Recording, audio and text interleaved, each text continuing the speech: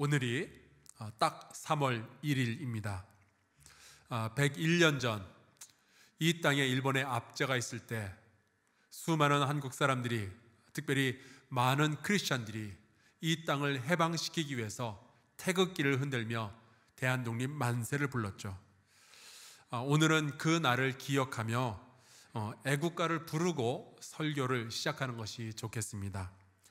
저희 교회는 그 3.1절에 참여했던 분들이 불렀을 애국가의 그때 가사 그대로, 그때 곡조 그대로 저희 교회에서 부르는데요, 오늘도 그렇게 하도록 하겠습니다. 집에서 영상으로 예배를 드리지만 그래도 애국가인데 우리 다 같이 자리에서 일어나서 1절만 함께 부르도록 하겠습니다.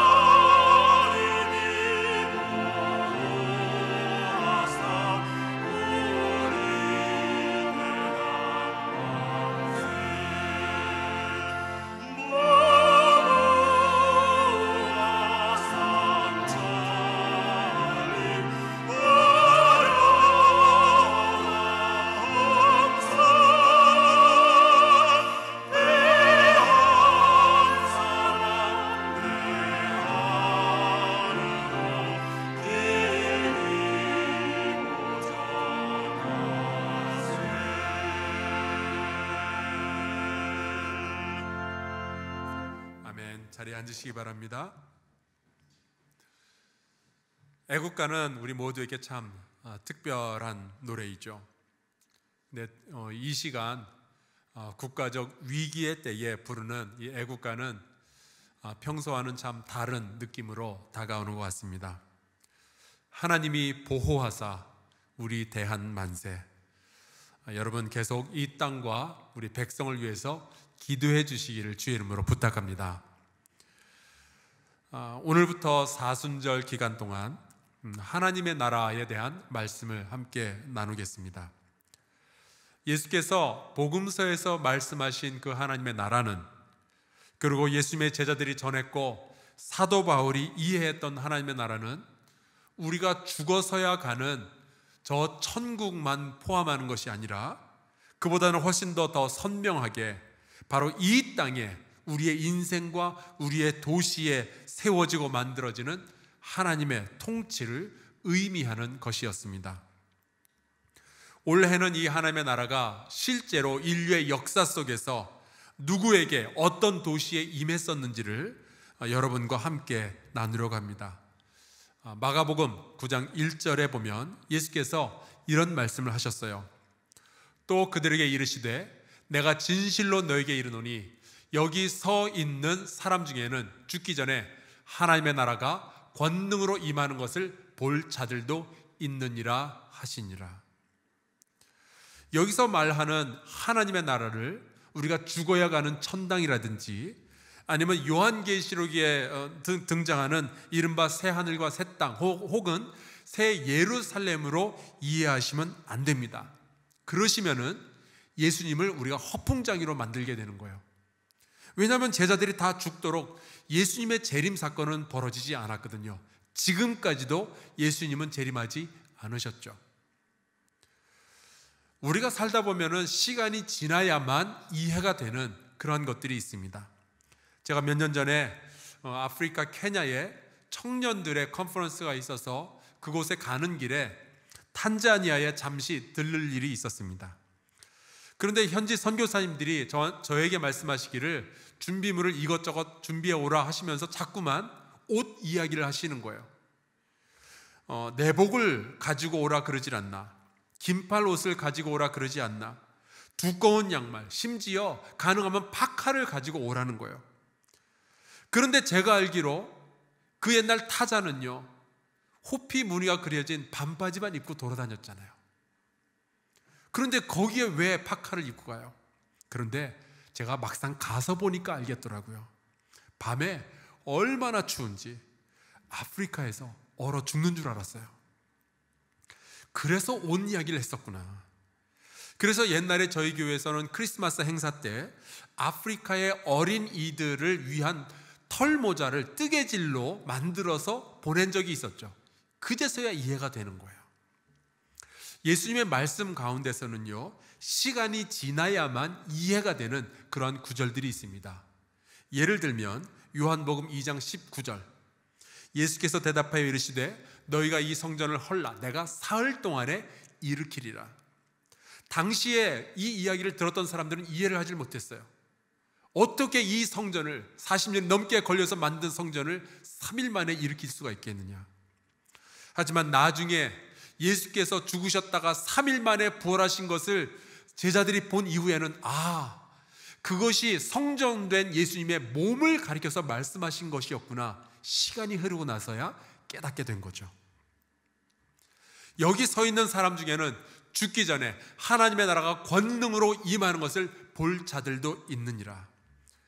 이 말씀을 그 자리에서 직접 들었던 사람들 가운데서는요, 어쩌면 예수님께서 하늘로 올리우셨다가 재림하시는 것을 내가 죽기 전에 볼 수 있겠구나, 그렇게 이해한 사람들이 있었을지도 몰라요. 하지만 그 사람들이 전부 다 죽을 때까지 임재는 없었고, 시간이 지나면서 그때 그 말씀이 이런 것이었구나 라는 깨달음이 제자들의 마음속에 있게 됩니다. 이 땅에 인간의 역사 속에 이 도시 가운데 실제로 임하시는 하나님의 나라, 하나님의 통치에 대한 이야기였구나 하는 것을 나중에 깨닫게 된 거죠. 사도행전 1장을 보면요, 예수께서 십자가에 달리셨다가 부활하신 후에 40일 동안 승천하시기 전까지 제자들과 함께 지내시면서 이야기를 나누신 그러한 기록이 있습니다. 그러면은 40일 동안 과연 예수님은 무슨 이야기를 제자들과 나누셨는가? 혹시 여러분은 만약에 죽었다가 살아나시면은 무슨 이야기를 식구들과 하시겠어요? 내가 죽어봤는데 말이야, 이런 이야기 하지 않겠어요? 그런데 사도행전 1장 3절에 보니까 이렇게 기록하고 있습니다. 그가 고난받으신 후에 또한 그들에게 확실한 많은 증거로 친히 살아계심을 나타내사 40일 동안 그들에게 보이시며 하나님 나라의 일을 말씀하시니라. 예수님은 사실 공생의 3년 내내 하나님의 나라 그 이야기를 제자들에게 귀에 못이 박히도록 말씀하셨거든요. 그런데 부활 후에 승천하시기까지 40일 동안도 계속 하나님 나라에 대한 말씀만 하셨던 거예요. 재미있는 것은 사도행전의 마지막 장이 사도행전 28장인데요. 그 28장 끝에 두 절이 이렇게 됩니다. 바울이 온 이태를 자기 셋집에 머물면서 자기에게 오는 사람을 다 영접하고 하나님의 나라를 전파하며 주 예수 그리스도에 관한 모든 것을 담대하게 거침없이 가르치더라. 그러니까 사도행전은요, 40일 동안 예수께서 하나님의 나라에 대한 말씀을 하시면서 시작이 되더니요, 끄트머리에 가서는 2년 동안 사도 바울이 하나님 나라에 대한 이야기를 한 것으로 끝을 맺습니다. 그 말은 사도행전의 첫 장과 사도행전의 끝장 사이에 있는 모든 이야기들은 사실은 다 이 땅에 실제로 이루어졌던, 임하였던 하나님 나라에 대한 이야기다라는 뜻이에요. 그렇게 예수께서 하나님 나라에 대해서 40일 동안이나 말씀하신 뒤 승천하시고요, 드디어 사건이 하나 터지게 됩니다. 이 예루살렘 구석의 한 다락방에서 120명이 기도를 하는데 오순절에 약속하신 성령이 임하신 거예요. 성령을 받자 제자들이 거리로 뛰쳐나갑니다. 그리고 말하기를 시작하는 건데, 신기한 것이 그 제자들이 자기 원래 말이 아니라 외국어를 말하기 시작한 거예요. 그때의 상황을 사도행전 2장 6절에 이렇게 기록해 놓았습니다. 이 소리가 나매 큰 무리가 모여 각각 자기의 방언으로 제자들이 말하는 것을 듣고 소동하였다. 저는 외국 사람들이 한국말 하는 거 보면 그게 그렇게 신기하더라고요. 최근까지 비정상회담인가 하는 그 텔레비전 프로가 있었죠. 그러니까 유럽이나 뭐 동남아, 저기 아프리카에서 온 사람들이 한국말을 막 유창하게 하는 걸 보면 기분도 좋고 신기하고 그렇습니다. 근데 요즘이야 외국어를 가르치는 학원들도 되게 많고 또 외국에 비행기 타고 다닐 기회도 많으니까 그렇다고 쳐요. 그렇지만 2000년 전 120명의 제자들이 길거리로 뛰쳐나와서 14개의 다른 국어를 동시에 말하니까 사람들이 보기에 얼마나 신기했겠냐고요. 그런데 말씀을 보면서 또 그런 생각도 듭니다. 여러분, 길거리에서 14개의 다른 언어들이 동시에 와글와글 들리면 여러분 그걸 이해할 수 있겠어요? 다 헷갈리고 도대체 무슨 소리야 싶지 않겠습니까? 그런데 그 와중에 11절에 보니까 사람들이 이런 이야기를 해요. 우리가 다 우리의 각 언어로 하나님의 큰 일을 말함을 듣는도다. 여러 가지 언어가 14개의 언어가 동시에 막 들려오는데 사람들이 헷갈리지가 않는 거예요. 소통이 되는 겁니다. 그들이 들은 내용은 딱 하나였어요. 하나님의 큰 일, 하나님의 위대하신 일에 대한 이야기였어요. 저는 이 말씀을 볼 때마다 바벨탑, 구약에 나오는 바벨탑 사건이 생각이 납니다. 그때 사람들이 하나님께서 흩어져서 살아라 명령하시는데 우리는 모여서 살래요 그러면서 바벨탑을 하나 세우게 되죠. 하나님의 말씀을 거역하고 대드니까 하나님께서 그 사람들의 언어를 혼잡하게 만들어 버리십니다. 그래서 사람들이 서로 대화가 통하지 않으니까 할 수 없이 흩어져서, 전 세계에 흩어져서 말이 통하는 사람들끼리 살게 되었던 거예요. 그런데 이곳 오순절날 예루살렘에 전 세계에 흩어져서 살고 각각 다른 언어를 사용하던 사람들이 모여 있었는데 그들이 하나의 메시지를 듣게 된 거예요. 듣게 된 겁니다. 도대체 이게 무슨 현상일까?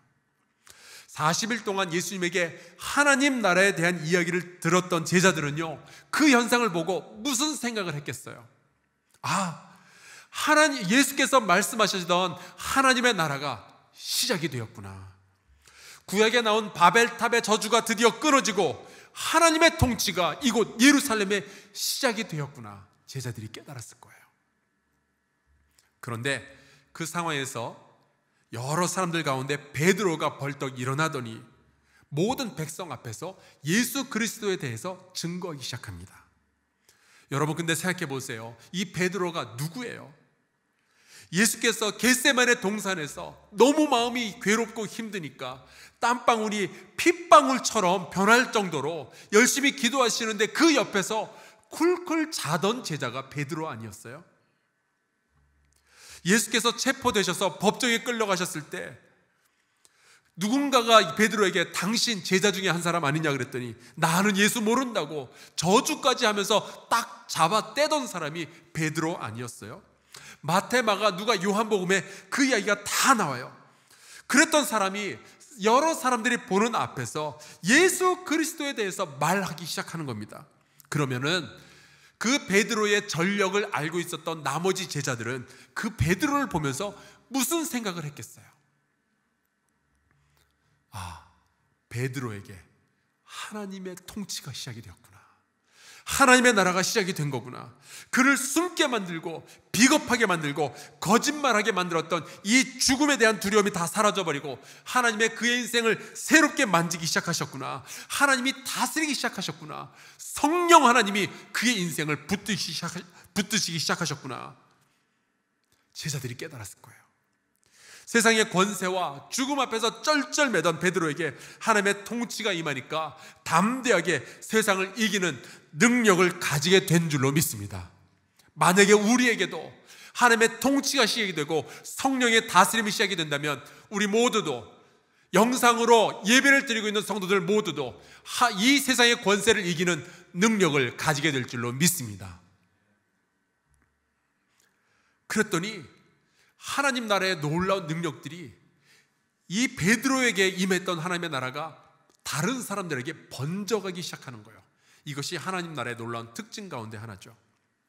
37절, 그들이 이 말을 듣고 마음에 찔려 베드로와 다른 사도들에게 물어 이르되 형제들아 우리가 어찌할꼬?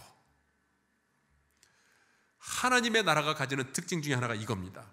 믿는 성도 한 사람의 인생에 하나님의 통치가 시작이 되면요, 하나님의 나라가 임하게 되면요, 그 하나님의 나라는 그 주변으로 번져가기 시작하는 거예요. 예수께서 누가복음 13장 20절 21절에 이런 말씀을 하셨죠. 또 이르시되 내가 하나님의 나라를 무엇으로 비교할까? 그리고 하시는 말씀이 마치 여자가 가서 가루 서말 속에 갖다 넣어 전부 부풀게 한 누룩과 같다. 한 사람의 인생이 시작된 하나님의 나라는요, 밀가루 반죽 속에 들어간 누룩처럼 다른 모든 것에도 영향력을 끼쳐서 다른 것에도 하나님의 나라가 시작되도록 만드는 힘이 있다 말씀하시는 거예요. 우리나라 기독교 역사에 노살롬이라는 분이 있습니다. 1874년에 평남 숙천에서 태어나신 분인데, 가난을 피하기 위해서 평양으로 이사를 오죠. 근데 여전히 가난했었어요. 어머니가 일찍 돌아가셨고, 그래서 계모 밑에서 구박받으면서 살아가다가 겨우 17살에 김재찬이라는 사람에게, 정말 낯선 사람에게 그냥 시집을 가게 됩니다. 그러던 중 1894년에 감리교 선교사 윌리엄 홀, 로제타 홀 선교사 부부가 평양으로 오게 되죠. 의료 선교를 하기 위해서 옵니다. 근데 마침 그때 청일 전쟁이 일어나게 됩니다.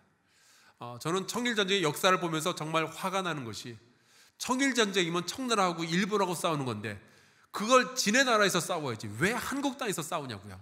그것도 평양에서 시가전이 벌어지게 돼요.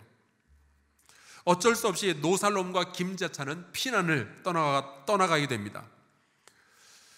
근데 놀라운 것은 그 청일 전쟁이 벌어지는 동안 평양에서 이 홀 부부는요, 그 장소를 떠나질 않은 거예요. 그래서 그곳에 병든 사람, 전쟁 중에 다친 사람들을 전부 만나고 치료해주고, 게다가 피난 간 사람들의 집과 재산까지 보호해 주었던 거예요. 평양은 전쟁 중이었지만 이 홀 선교사 부부로 인해서 하나님의 나라가 평양 땅에 임하기 시작한 겁니다. 그러던 중에 이 노살롬의 시누이가 어쩌다 보니까 홀 선교사 부부의 집과 담장을 마주한 이웃이 된 거예요. 그리고 그 선교사로부터 복음을 받아들이게 됩니다. 근데 아쉽게도 윌리엄 홀 선교사는 이 청일 전쟁 중 다친 사람들을 수도 없이 돌보다가 과로하게 되고 결국 병을 얻어서 얼마 지나지 않아서 아내의 손을 붙잡고 그냥 죽음을 당하게 되죠. 그리고 아내 로제타 홀 선교사는 남편을 잃어버리고 본국 미국으로 돌아가게 됩니다. 그래서 그렇게 하나님의 나라는 끝나는 줄 알았어요. 그런데 이 시누이가 올케였던 노살롬에게 복음을 전하게 됩니다. 그러면서 노살롬의 인생에 하나님의 나라가 시작이 되는 거예요. 하나님의 통치가 임하게 되었죠. 가만히 있을 수가 없어서 노살롬은 길거리로 나가서 전도를 시작합니다. 하나님이 다스리시니까 이제 더 이상은 세상이 두렵지가 않은 거예요. 결국 이 노살롬에게 복음을 전했던 시누이는 예수장이라는 소리를 들으면서 옛말로 소박이라고 그러죠. 시집으로부터 소박을 받습니다. 그래서 집에서 쫓겨나요. 노살롬도 너 예수에게 미쳤구나 소리를 들으면서 남편과 시어머니에게 갖은 핍박을 받게 됩니다. 그럼에도 불구하고 이 시누이와 올케는요, 서로가 서로를 격려하며 힘을 주고 같이 기도하면서 신앙을 지켜내죠. 나중에 세례를 받게 되는데 시누이는 세례명으로 또라라는 이름을 받게 되고요, 노살롬은 세례명으로 살로메라는 이름을 받게 됩니다. 그래서 노살롬이라는 이름이 만들어진 거예요. 결국 노살롬의 기도와 그의 거룩한 삶을 바라보던 남편 김재찬도 복음을 받아들이고 세례를 받습니다. 하나님의 나라가 드디어 남편에게 전달이 된 거예요. 나중에는 이 김재찬이요, 신학 교육을 받고 1911년에 목사가 됩니다. 그리고 이분은 1919년 영산에서 그 지역의 대한독립 만세를 이끄는 리더가 되죠. 시누이 김또라는 1903년에 하와이의 사탕수수밭 농장에서 일을 하는 수많은 사람들과 함께 하와이로 이민을 가게 됩니다. 이 시누이가 이 씨가 아니라 김 씨인 게 참 다행이죠. 하마터면 미국 가서 또라 김이 아니라 또라 이가 될 뻔했잖아요. 이분이 하와이의 사탕수수밭 인부로 왔던 이 인부들에게 하나님의 복음을 증거하기 시작합니다. 그리고 드디어 하와이 한인 감리교회를 창설하게 되는 전도사로서 역할을 하게 되죠. 하나님의 나라는 고난 속에서도 부족함과 연약함 속에서도 그렇게 지켜지고 그렇게 전파가 되었던 거예요. 그날 베드로에게 임했던 하나님의 나라가 또 다른 3,000명의 사람들에게 전달이 됩니다. 오늘 말씀 41절을 볼까요? 그 말을 받은 사람들은 세례를 받음에 이 날에 신도의 수가 3,000이나 더하더라. 그러면은 그렇게 하나님의 나라를 경험하기 시작한 이 3,000명은 어떻게 살았는가? 예루살렘이라는 도시에서 어떤 일이 벌어졌는가? 42절, 그들이 사도의 가르침을 받아 서로 교제하고 떡을 떼며 오로지 기도하기를 힘쓰니라. 로마의 역사가 가운데 테스터스라는 분이 있는데요, 이분의 보고에 의하면 당시 예루살렘에는 60만 명의 인구가 있었대요. 그 중에 3,000명에게 하나님의 나라가 권능으로 임한 거예요. 그랬더니 그들의 삶이, 그들의 인생이 달라지기 시작합니다. 44절, 믿는 사람이 다 함께 있어 모든 물건을 서로 통용하고. 요즘 들어서 자주 들리는 얘기 가운데 공유 경제라는 것이 있어요. 우버 택시라든지 아니면 여러분 잘 아는 에어비앤비, 아니면 요즘 우리나라에도 돌아다니는 타다, 위워크, 다 이제 공유 경제의 현상인데요, 요즘 우리가 최근에 이런 것들을 시작했잖아요. 그런데 여러분, 하나님의 나라가 임했던 예루살렘에서는요 2000년 전에 벌써 이게 시행이 되고 있었던 거예요. 45절, 또 재산과 소유를 팔아 각 사람의 필요를 따라 나누어 주었다. 여러분, 사람이라는 것은 어려운 환경 중에서는 이기적으로 되기가 굉장히 쉽습니다. 당시에는요, 로마가 이스라엘을 식민지로 삼았던 시대예요. 모두가 다 고통스럽고 모두가 다 압박받는 시대였습니다. 다들 어려웠다고요. 그래서 뭐라도 보이면은 먼저 챙기는 것이 상식이었던 시대입니다. 요즘도 보니까요, 나라가 이렇게 어수선하니까 마트마다 사람들이 줄을 서서 마스크 사죠. 마트 가서 라면하고 통조림하고 이런 거 싹싹 쓸어오고 있던데, 아마 여러분 가운데도 이미 배달시켜가지고 집에다가 가득가득 음식 쟁여놓은 분들이 있을지 모르겠어요. 여러분, 로마 정부로부터 탄압받는 이 시기에 자기의 재산과 자기의 소유를 팔아서 다른 사람들에게 나누어 준다? 여러분, 이건 엄청난 결정입니다. 그런데 이 말씀 한 구절에 보이는 굉장히 깊은 영적 의미가 하나가 더 있어요. 구약에 보면은 하나님께서 율법을 통해서 이스라엘 백성에게 주신 여러 가지 제도들 가운데 희년이라는 제도가 있습니다. 이거는 이제 50년마다 한 번씩 돌아오게 되는데, 그 희년의 해가 되면은요, 노예들은 전부 해방되어져야 되고요, 땅들은 농사 짓지 말고 그냥 쉬어야 되고요, 빚졌던 거, 그게 얼마가 됐던 그것은 전부 다 탕감이 되어져야 되고요, 그리고 팔고 샀던 땅은 다 본래 주인들에게 전부 되돌려줘야 되는 거예요. 이게 하나님께서 율법을 통해서 이스라엘 백성에게 주셨던 법이었는데, 놀라운 것은 이스라엘의 역사 가운데 이 희년이 실제로 실행된 것은 단 한 번도 없었어요. 왜 그랬을까요? 인간의 탐욕 때문입니다. 아무리 하나님의 명령이라 할지라도 내가 어떻게 해서 벌어들인 땅인데, 내가 어떻게 해서 잡아들인 노예인데, 이 빚을 탕감해주면 나는 다 손해를 보는데 그걸 어떻게 실행할 수가 있겠어요? 아무리 하나님의 명령이라도 그럴 수 없더라. 그러면서 이스라엘 백성은 은근히 하나님을요, 자기들의 왕의 자리에서 밀어내버린 거예요. 그런데 여기 예루살렘이라는 도시에 베드로의 인생에 임했던 하나님의 나라가 3,000명의 사람들에게 전해지고, 그 사람들의 인생에 또다시 하나님의 나라가 권능으로 임하기 시작한 거예요. 그랬더니 그 사람들은 돈에, 재물에 내어주었던 그 보좌를요, 다시 하나님에게 드리기 시작한 거죠. 그러면 이 사람들은 자기 것을 내어주었으니까 혹시 너무 아까워하고 배가 아프고 그랬는가? 아니에요. 46절, 기쁨과 순전한 마음으로 음식을 먹고. 여러분, 하나님의 나라는 그런 거예요. 누군가의 희생이 뒤따르게 되지만 그 모든 것이 너무 감사하고 즐겁고 아름답고 소중한 거죠. 이러한 하나님의 나라를 경험하는 저와 여러분 될 수 있기를 주의 이름으로 축복합니다.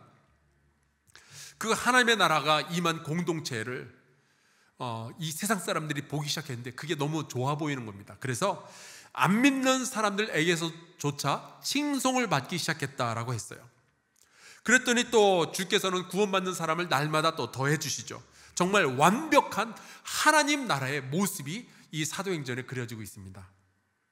그런데요, 말씀을 읽다 보면은 아쉬운 모습들이 등장하기 시작해요. 사도행전 6장 1절에 이런 말씀이 있습니다. 그때에 제자가 더 많아졌는데 헬라파 유대인들이 자기들의 과부들이 매일의 구제에 빠짐으로 히브리파 사람들을 원망했다. 하나님의 나라가 그렇게 아름답고 완전하게 이루어지고 있었는데 거기에 헬라파, 히브리파 사람들이 등장하기 시작한 거예요. 게다가 원망이 나오기 시작했어요.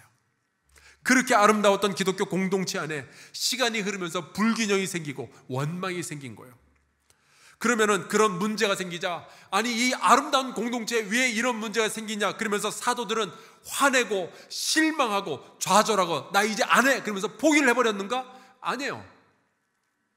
그들은 기도하며 7 집사를 선택하게 됩니다. 그리고 그들로 하여금 구제의 일을 감당하게 하죠. 그랬더니 어떤 결과가 벌어지는가? 사도행전 6장 7절, 하나님의 말씀이 점점 왕성하여 예루살렘에 있는 제자의 수가 더 심히 많아지고 허다한 제사장의 무리도 이 도에 복종하니라. 우리가요, 이 예루살렘에 임했던 하나님의 나라를 통해서 배우는 것이 있습니다. 하나님의 나라는요, 임하는 것도 중요하지만 지키는 것도 중요하다는 사실이에요. 하나님의 나라가 여러분의 삶에, 여러분의 가정에, 그리고 우리 한사랑교회에 임한 줄로 믿습니다. 하나님의 나라가 이 대한민국 땅에 임한 줄로 믿습니다. 그런데 완벽해 보이진 않는 거예요. 예수를 믿는 성도라는데 여기저기 비난할 만한 모습들이 보일 때가 있어요. 하나님의 나라의 모델이라는 교회인데 여기저기 삐걱거리는 소리도 들리고요, 때로는 문제도 보여요. 이 대한민국에 하나님의 나라가 임했다는데 여러분 모시기 어떤가요? 완벽한가요? 아니요. 여기저기 안 좋은 모습들이 드러나고 있어요. 또 우리도요, 살다 보면 다른 성도의 모습에 불만을 가질 수도 있고요, 원망할 일들도 벌어진단 말이죠. 그래도 여러분, 이 예루살렘 도시에 임했던 하나님의 나라를 보면서 우리가 이것을 꼭 기억해야 됩니다. 하나님의 나라는 임하고 세워지지만 또한 우리가 정성을 다하여 기도로 지켜내야만 하는 거예요. 오늘 우리가 예배당에 모이지 않고 흩어져서 예배를 드리지만 여러분이 지금 이 영상을 보는 바로 그 자리에 임한 하나님의 나라를 지켜낼 수 있기를 주의 이름으로 축복합니다. 여러분의 인생에, 여러분의 가정에, 여러분의 자녀에게 임했던 그 하나님의 나라 꼭 지켜낼 수 있기를 바랍니다.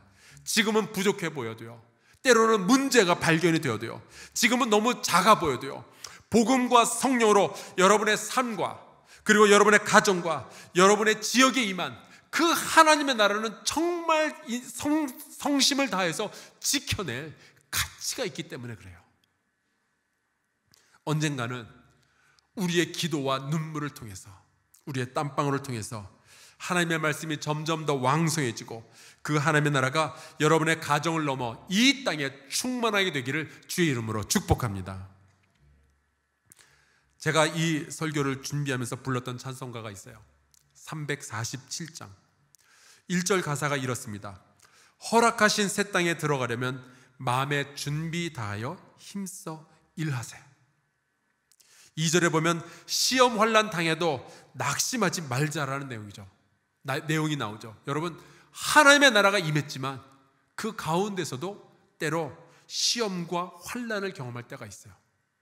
그러면 이거 하나님의 나라가 아니야 그러는 것이 아니라 그래도 나에게 임했던 하나님의 나라를 지켜내야 됩니다. 4절에 보면은 일할 것이 아직도 많이 있다라는 내용이 나오죠. 하나님의 나라는 임하고 세워지지만 또한 지켜내는 것입니다. 그래서 하나님의 나라는 우리의 안식처이면서 또한 우리의 일터가 되는 것이에요. 하나님의 나라는 우리에게 평화로운 곳이기도 하지만 또한 우리가 눈물을 뿌려서 기도해야 되는 곳이기도 합니다. 우리 함께 찬송가 347장 같이 부르고 잠시 기도하도록 하겠습니다.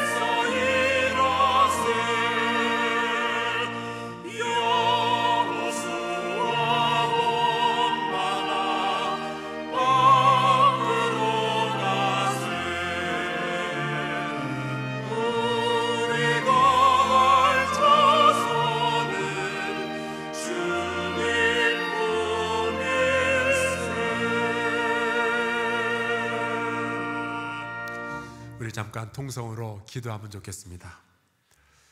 예수 그리스도를 믿음으로 구원받은 우리에게 하나님의 나라가 이미 시작된 줄로 믿습니다. 여러분의 가정과 우리의 교회와 이 땅에 이미 하나님의 나라가 시작된 줄로 믿습니다. 내 삶과 내 가정과 내 자녀와 이 나라에 시작된 하나님의 나라를 아버지여 우리가 눈물로 지켜내게 하여 주시옵소서. 우리 통성으로 같이 기도합시다. 여호와 하나님 아버지, 주께서 우리 모두를 도와주시기를 간절히 소원하고 원합니다. 하나님, 예수 그리스도의 선포로 2000년 전에 이 땅에 임했던 그 하나님의 나라, 제자들이 그렇게 지켜내기 원하여서 눈물로 기도했던 하나님의 나라, 그리고 많은 사람들의 피와 눈물과 기도와 순교를 통하여서 오늘날 우리에게 전해진 이 하나님의 나라, 아버지여 지켜내기 위하여서 하나님 열심히 일할 수 있도록 돌보아 주시옵소서. 때로 나에게 임했던 이 하나님의 나라 안에 하나님과 완전하지 못한 모습들이 보인다 할지라도 낙담하지 않게 해주시고 좌절하지 않게 해주시고, 아버지여 나에게 임했던 이 하나님의 나라 그 아름다운 모습을 지켜내기 위하여서 오늘도 우리가 기도하게 해주시고 주의 말씀을 전하게 해주시고, 하나님 아버지여 이 하나님의 나라를 지켜내기 위해서 많은 사람들과 협력하고 일할 수 있도록 주님 붙잡아 주시기를 간절히 소원하고 원합니다. 전능하신 여호와 하나님 아버지여, 주께서 우리 모두 함께하여 주시옵소서. 아버지 하나님 감사드립니다. 우리가 처음으로 드리는 온라인 예배지만 하나님께서 우리 모두와 함께 하시며 우리의 이 예배를 받으신 줄로 믿습니다. 아버지, 예수 그리스도의 가르침과 죽음으로 구원받은 우리에게 수많은 신앙의 선배들의 눈물과 희생과 순교를 통하여 하나님의 나라가 임하였는데 우리가 이 하나님의 나라를 끝까지 지켜내게 하여 주시옵소서. 이 땅에 임한 하나님의 나라를 기도와 눈물로 지켜내게 하여 주시옵소서. 성령을 우리 성도들에게 부어주사 강하고 담대하게 하시며 어두운 시대 앞에서 지혜로운 성도들이 되게 하여 주시옵소서. 때로 성도들의 모습 속에 실망스러운 그림자가 있어도, 교회의 모습 속에 불완전한 아쉬움이 보여도 여기에 임한 하나님의 통치, 여기에 임한 하나님의 나라를 지켜내기 위하여 기도하며 애쓰는 우리 한사랑교회 성도들 되게 주님 은혜 베풀어 주옵소서. 예수 그리스도의 이름으로 기도하옵나이다. 아멘.